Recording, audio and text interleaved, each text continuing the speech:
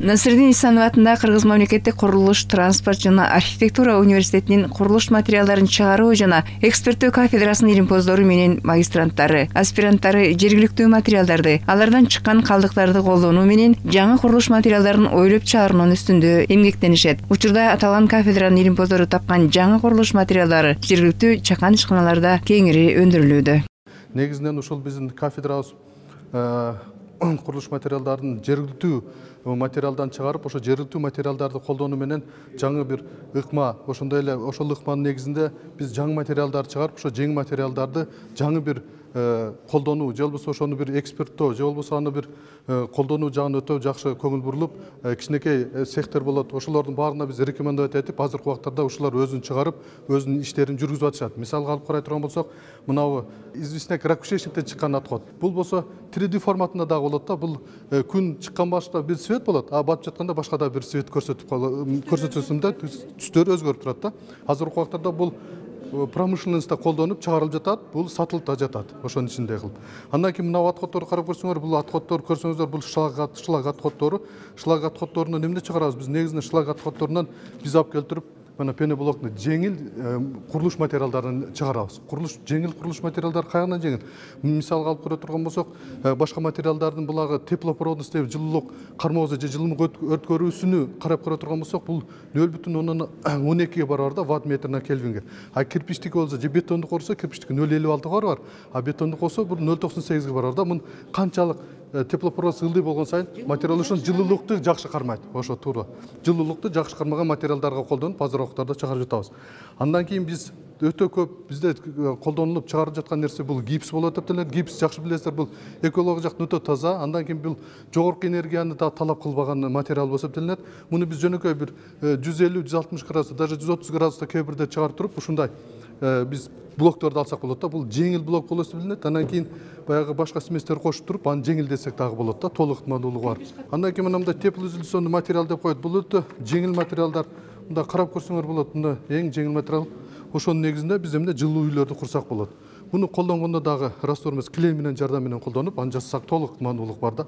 Ошондой эле жергиликтүү материалдарда мына жөнөкөй кирпичти, мына күйгүзбөй алган кирпичтерин, күйгүздөн алган кирпичти өзүнөн айырмасын билесиздер да. Ошон үчүн мына күйгүзбөй алган кирпичти карап көрсөңүздөр, бул жөнөкөй кирпич, бирок сууга туруктуу. Сиздер билесиздер, топурак сууга туруксуз болуп эсептелет. Сууга салып койсок ал эмне болуп кетет? Эрип кетет да. Өзүнүн структурасын жоготуп коет да. А бул болсо биздин составтары менен жасалып, бышырылган эмес, составтарын биз өзгөртүп, ошону биз сууга туруктуу кылып чыгарганбыз да. Андан кийин жергиликтүү материал менен биз мына высокопрочный керамический кирпич дейбиз. Бул жогорку температураланган, бирок маркасы сиздер жакшы билесиздер, маркасы кирпичтиги 75, 100, ошо 125, андан кийин 150, 170. Мына кирпичтердин баардыгы маркасы 150 жана 200 маркадагы алынган жергиликтүү сүрөөдөн алынган материал болуп эсептелет. Ооба. Ошонун негизинде азыркы убактарда бул негизинде кандидат жумуш жасалган. Ушунун негизинде азыр магистрдик жумуш аткарылып жатат. Даже дагы кээ бир аспиранттар дагы иштеп жатат. Эмне кылып жатат? Анын структурасын өзгөртүп жатат дагы. Структурасын более-менее улантып, жакшыртуу үчүн, аны да жеңилдетиш үчүн, баягы жылуулук сактоосун дагы жакындатыш үчүн ошондой материалдар менен азыркы убактарда иштеп жатабыз. Биз мына жерде карап көрсөңүздөр, глеж деген материал бар. Ошо глежди колдонуу менен биз декоративный бетондордун жардамын алып туруп, ошо декоративный бетондун негизинде биз жасалгылоочу декоративный бетон алып жатабыз да. Бул негизинен баягы сырткы бетине жасалгылоо үчүн колдонула турган материалдар болуп эсептелет. Биздин аспиранттар, биздин магистранттар, биздин даже студенттер иштеп жатышат ошонун үстүндө. Курулуш жана технологиялар институтунда курулуш материалдары боюнча автомобиль жана темир жолдор, көпүрөлөр жана тоннелдер өңдүү жалпысынан 8 кафедра иштейт. Кафедралардагы илимий иштердин натыйжасында бүгүнкү күндө калктын турак жай куруудагы тандоо мүмкүндүктөрү артты десек болот. Жаңы табылган ар бир курулуш материалдары окуу жайдын атайын лабораториясында сыноодон өтөт. 8 кафедранын ичинен биринчи кафедраны көрдүңүздөр, бул курулуш материалдары боюнча. Экинчи кафедра могу автомобильный дороги аэродрому деп коет. Алар мынау негизи көпүрө куруу менен негизинен алектенишет, бирок ушул эле жерде биз көпүрө курууну дагы кайсыл материал болбосун ошондо жер титирөөгө туруктуулугун кошо алып кетебиз да. Ошондуктан бул могу көрсөтүлүп аткан көпүрөнүн эмеси бул жер титирөөгө туруктуу болуш үчүн илимий изилдөө иштери жүргүзүлгөн. Андан кийинки биздин негизги кызматыбыз бул баягы жер титирөөгө туруктуу курулуш кафедрасы бар. Анын ичинде курулуш конструкцияларын карайбыз. Ошол негизде бул кичинекей мини платформа деп коебуз. Бул жерден да жер тирөөнү көрсөтсөк болот. Бул сейсмо мини платформа аркылуу дагы көптөгөн илимий иштер жазалган. Бүгүнкү күндө окуу материалдары катары дагы лабораториялык иш катары да көрсөтүлөт. Акыркы мезгилде жасап аткан нерселерибиз бул жергиликтүү материалдан салынган үйлөрдүн ошо жер тирөөгө туруктуулугу деген негизде көптөгөн серия эксперименттерди өткөзгөнбүз. Ошолордун негизинен келип чыккан нерселер. Андан кийин бизде кафедрада мынау жылуулук менен камсыз кылуу, газ менен камсыз кылуу деген дагы эмелерибиз бар. Ушул жерлерде могу макеттерди көрүп турасыздар. Андан кийинки суу менен камсыздоо кафедрасы бар. Андан кийинки мына жерге кичине бир аз токтолуп кетейин. Кийин геодезия, геоинформатика деген кафедрабыз бар. Ал жерде ошол курулуштун кандай курулуп атат, түз курулуп атабы, кыйшак курулуп атабы дегендеги маселесин бүт тегиздигин карай турган нерселер, жакынкы современный приборлор менен аралыктан туруп алып, анын түздүгүн, кыйшак кандай курулуп аткандарын баарын көрсөтө турган нерселер бар. Андан кийин бизде кафедра механика дегенибиз бар. Кафедра механика дегенде ал жерде негизинен жанагы материалдардын бышыктыгын, ийилчектигин ошолорду текшере турган кафедраларыбыз бар. Андан кийин кафедрабыз курулуш конструкциялары деген кафедра. Ушул курулуш конструкциялары деген негизинен ушунун баарын камтыйт. Жер тилкелери, үйлөрдүн курулушу 9 этаж, азыр бүгүнкү күндө 20 этаждан да ашып кетти. Ошонун баардыгын эсебин биздин университеттин бүтүрүүчүлөр жашайт. Атайын бизде лаборатория бар. Ошол жерде кандидаттар, докторлор, профессорлор жана алардын жетекчилери менен иштеп, ар кандай расчетторду, эсептерди жасай алышат да. Университетте илим изилдөө институту иштейт. Ал сейсмо курулуш илим изилдөө институту деп аталат. Анын курамында илимий технологиялык борбор бар. Бул эки түзүмдүн максаты окумуштуулардын илим жаатындагы чармачылыгын колдоп, аны уюштуруп, натыйжалуу иш алып баруу. Илим изилдөө иштери жүргүзүлгөндөн кийин биз ал илим изилдөө иштерин жана жогоруда ректор агайыбыз айткандай, билим берүү илим министрлиги уюштурган жанагындай мамлекеттик гранттарга, конкурстарга катышабыз. Ошол иштердин баардыгы ошол биздин сейсмо туруктуу курулуш илим изилдөө институту аркылуу өтөт. Андан сырткары жана технопарк деген илим технология борборунда бул азыркы тил менен айтканда биздин окумуштуулардын, кафедралардын, институттардын илимий изилдөөлөрүн коммерциялаштыруу. Азыр бул абдан ушундай актуалдуу болуп атат. Себеби биздин иштерибиз өндүрүшкө колдонулуп, анан кийин ал аркылуу кичине бир анча-мынча да каражат таап калышыбыз керек болуп атат. Ошон үчүн ошол илим технология борбору технопарк деген түзүлгөн. Ал бизде 99-жылдан бери иштеп келе жатат. Анан жана ректор агайыбыз айткандай, жогору жакта ошо Кыргыз патент уюштурган конкурска катышканбыз. Ал конкурстун аталышы ошол Кыргызстандагы жогорку окуу жайларында ушундай технопарктарды түзүү деген конкурс болчу.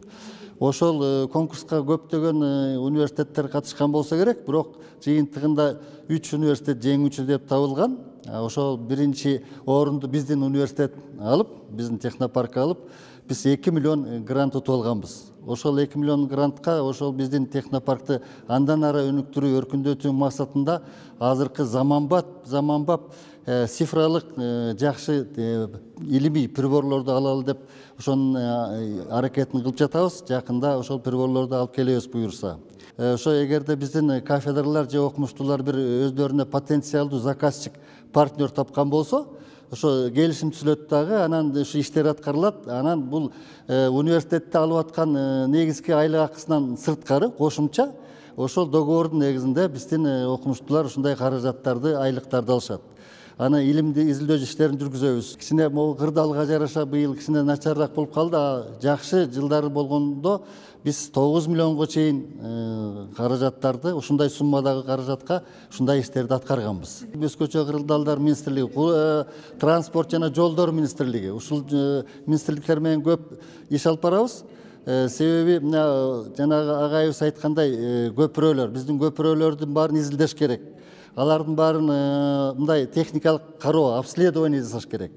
Анан аларга заключение бериш керек, корутунду. Ошолор иштерди ошо биздин технопарк аркылуу өтөт. Аны биздин жана Жаныбек Сакшы айткан ошо автомобиль жолдор деген кафедрасынын окумуштуулары алып барат. Бирок могу келишимдик негизде болгондон кийин биздин технопарк аркылуу өтөт.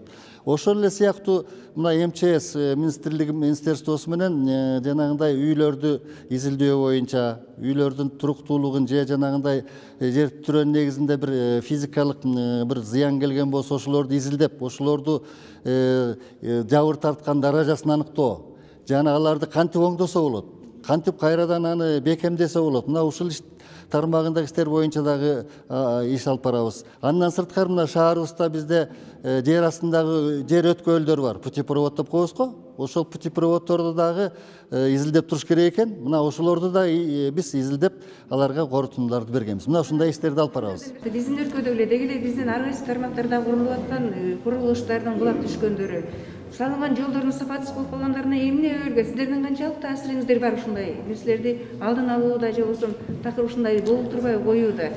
Эми бул абдан татаал суроо. Бул жеке эле бизден көз каранды болбойт.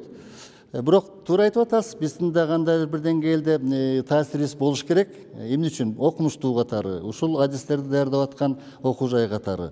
Албетте биз эгерде биз тарабынан аткарылган иштер болсо, биз жооп беребиз. Бирок биздин практикада андай чала жасап же бир мындай бир биз тарабынан бир андай тескери таасирлер болгон эмес. Бирок бизди жанагы бизде ушул тармактагы белгилүү окумуштуулар, адистер иштегендиктен бизди ар кандай комиссияларга кошушат, чакырып турушат. Биз ошол комиссиялардын составында иштейбиз, ошол корутундуларды беребиз. Биз дагы мүмкүн болушунча аракет кылабыз. Анан сиз айтып аткан нерселер булар эми ошо курулушчулардын абийиринде деп койсок болот. Себеби курулуштун технологиясын туура эмес сактабагандыктын негизинде кээде ашкере эле экономдойбуз деп туруп баягы нормага тиешелүү материалдарды ошондой бышыктыкта пайдаланбагандыктан, курбагандыктын негизинен жанагындайлар болуп жатат. Аталган институттагы ондогон илимпоздор көз майын коротуп, илимий изилдөөлөрүн жүргүзөт. Бул лабораториядагы илимий ишке 50 жылдык өмүрүн, билимин арнаган эң эле тажрыйбалуу аалымдардын бири, имараттарды долбоорлоо, тургузуу жана жер титирөөгө туруктуу курулуш кафедрасынын профессору Кубанычбек Темикеев. 1971 жылы артықшылық менен Московский инженерно-строительный институтты бүтүргөм. 74 жылы аспирантураны бүтүрүп, ийгиликтүү илимий даражага ээ болгом, кандидат технических наук болуп. Эмгек сиңирген строитель. Бу жерде пресстер турат. Ушуну мынагул колум менен монтировать эткендин бири. Мынагул жерде плита перекрытия деп аталат. Железобетонные и каменные конструкции деген адистикке тиешелүү лабораторлук иштердин установкасы деп койсок болот. Мынау жерде железобетонный конструкция дисциплинага тиешелүү испытание железобетонной балки на изгиб с разрушением по нормальному и по наклонному сечению деген аттуу лабораториялык ишти өткөргөнгө бу жерде жабдуулар турат. Эми буга карасак, бул пресс арматуранын туталышын чоюга изилдөө иштеринин жүргүзүүнүнгө коюлган бу жерде.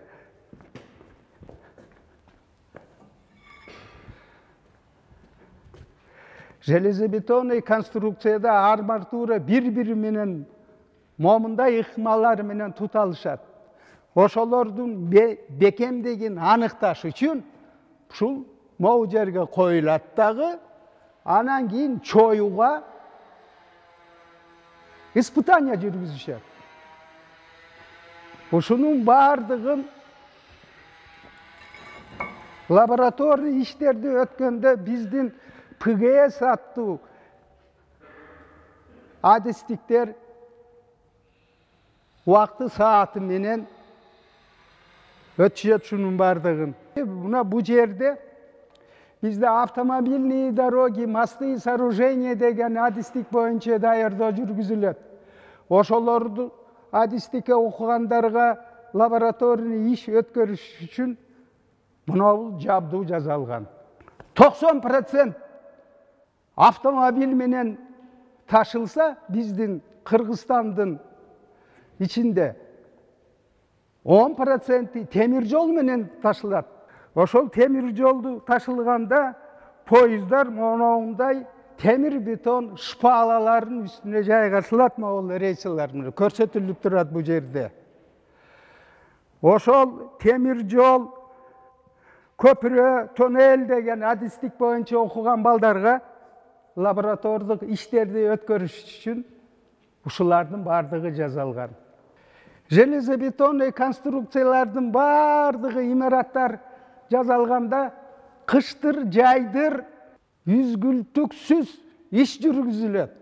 Кышкы маалы жүргүзүлгөндө бетон тоңбош үчүн, катыш үчүн ушул ыкмаларды колдонот. Аны орусча айта кетсе, индукционный метод прогрева бетона железобетонный конструкции деп. Мунун атасы профессор Төлөмишев Мелис Шамралиевич. Мынау бурчта бардыгы ошонун жасаган иштери жөнүндө орчундуу маалыматтар көрсөтүлүп турат бул жерде. Плакат түрүндө, установка түрүндө. Бул биринчи биздин жанагы магистрлер менен баштаган жумуш болгон. Жанагы каржылоо маселеси көп болбогондуктан өзүбүздүн колдо бар материалдар менен кос сынчтын кичинекей моделин түзүп, бул жумуш боюнча дагы биздин 3-4 магистрантыбыз ийгиликтүү өздөрүнүн илимий изилдөө иштерин коргоп, диссертацияларын коргогон. Буну Пазюк деген биздин илимий изилдөө кызматкерибиз ошол жасап кеткен, ошонун макети биз да колдонгонбуз. Бул жанагындай грунтоблочный стена деп коет, топуракка цемент аралаштырып кошуп, ошонун негизинде жасалган эки этаж үйдүн макети. Профессор Коншбек Темиркевич айтып кетпеди, бул лабораторияда аябай көп жумуштар жүргүзүлөт. Анан менин негизги жумушум жергиликтүү материалдан жасалган үйлөрдүн сынак жүргүзүү болгон да. 2011-жылдан баштап биз жанагы коомдук фонд Хабитат деген бар, кайрымдуулук коомдук фонду деп. Ошол фонд менен биргеликте биз 4 үйдүн макетин могу жерге тургузуп, 3-4 размеринде. Жана мен айтып кеттим, биринчиси сокмо, экинчиси камгыш. Ошолдон салынган үйлөр, үчүнчүсүн жыгач каркастардан, же болсо сынч, жеке сынч, кош сынч деп бул дагы түштүк тараптарда көбүнчө Өзбекстан, Тажикстандарда көп колдонулат. Анан 4-үнчү азыр бизде бардык аймактарда колдонулуп келген темир бетон каркас менен, анан аралыктары ар кандай. Ошол эле чоң кыштан, төө кыштан толтурулат, же болбосо ошол эле сокмодон толтурулушу мүмкүн. Бул жакты карасаңыздар, бул кайсыдан келип чыкты? Мына 2006-жылдан бери бизде катуу жертирөөлөр болуп жүрөт. Мына Кочкордо болгон жертирөө, ал дагы Кочкордун маданият үйү. Андан кийин жанагы Алайда жертирөө болгон 2008-жылы, октябрь айында болгон Нурада, билесиздер. Ошондогу үйлөрдүн сүрөттөрү тетигине турат. Андан кийинки жанагы 2015-жылы Кара сууда Чайчиде болгон эмелер. Андан кийин тетиги көлдө болгон тоңдо. Ошолордун баарын учетка алып туруп, анан биз ушинтип баштаганбыз. Мына биринчи баштаганыбыз могу жерде көрсөңүз, бул сокмо. Биздин кадимки өзүбүздүн студенттер, магистранттар моунун үстүнө чыгып алып, сокмодон үй куруп, анан аны могу жерден сынак жүргүзгөнбүз. Бул сейсма платформанын жакшы жери 9 балга чейин имитация бере алабыз.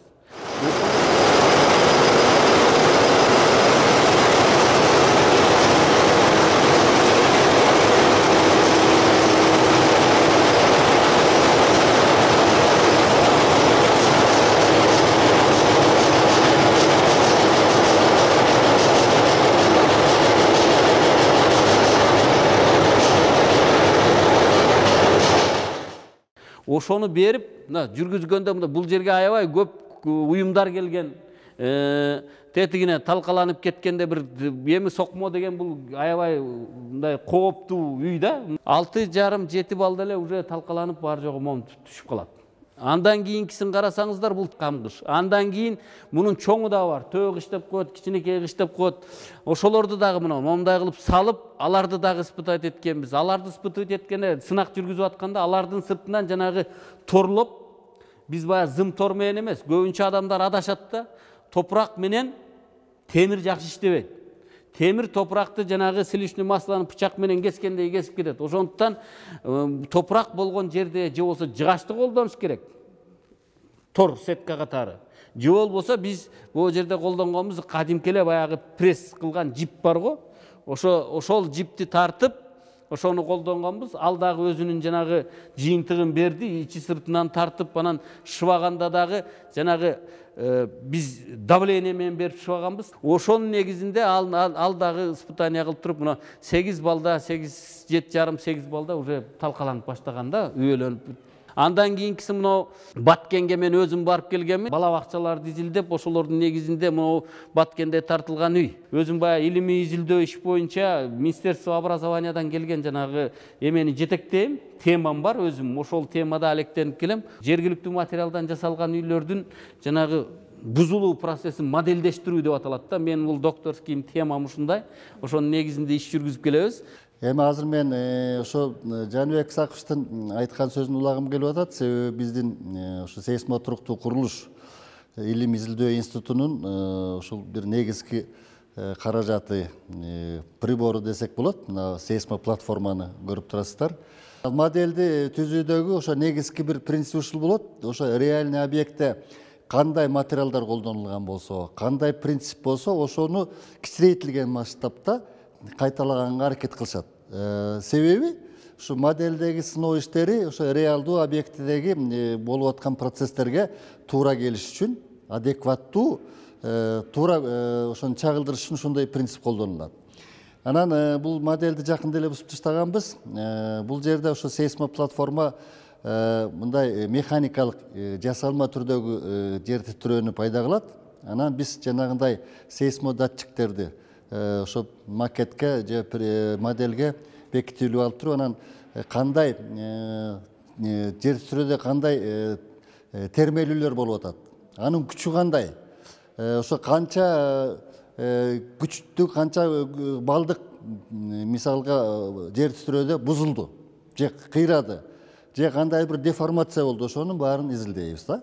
Андан сырткары бизде Бишкек шаарында ошо ар кайсы үйлөрдө, шаардын ар кайсы точкаларында, ошонун ичинде биздин университеттин корпусунда дагы сейсмодатчиктер коюлган.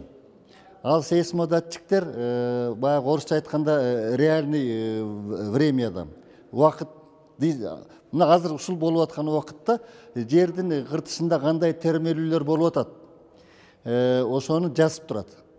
Анан аны биз приборлор аркылуу алабыз дагы. Аны бизде Борбордук Азия жерди изилдөө, илим изилдөө институту деген бар.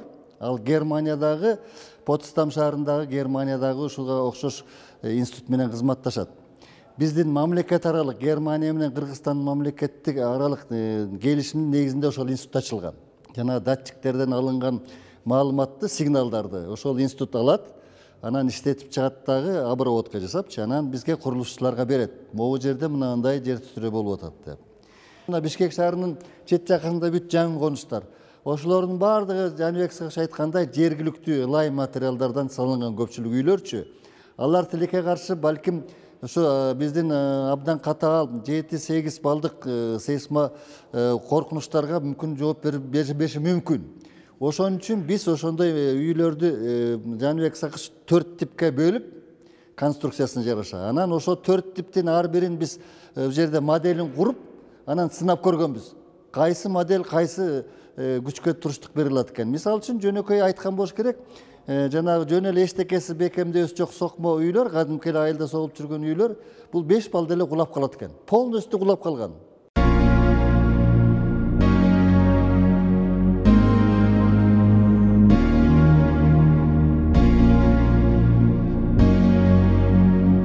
Насырдин Исанов атындагы университеттин илимий иштери тууралуу көрсөтүүлөрүбүз кийинки берүүлөрүбүздө уланмакчы.